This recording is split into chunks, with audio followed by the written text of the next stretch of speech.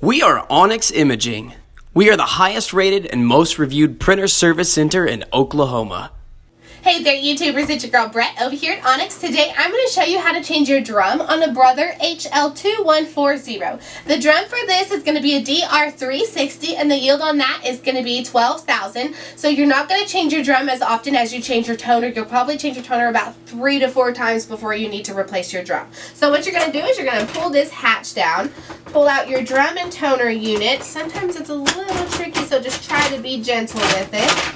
Okay, so you're going to press this green button right here, and you're going to pull. This is going to be your toner. This is going to be your drum. So this is the one that you're going to replace. So you're going to get your new one, and you're going to take your old toner, and you're going to stick it in there. Once you hear it click, you know it's in there together. Then you can put it back in here. Once you hear it click into place, it should be good. So what you're going to do is you need to reset your drum. So you're going to want to leave this door open and press and hold this white little button until all of these lights illuminate.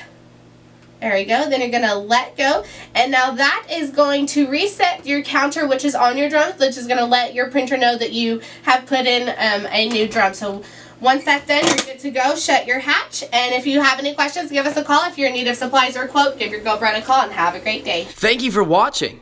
If you're interested in how you can receive free labor on all of your service calls, as well as how to qualify for free printer upgrades, contact us today.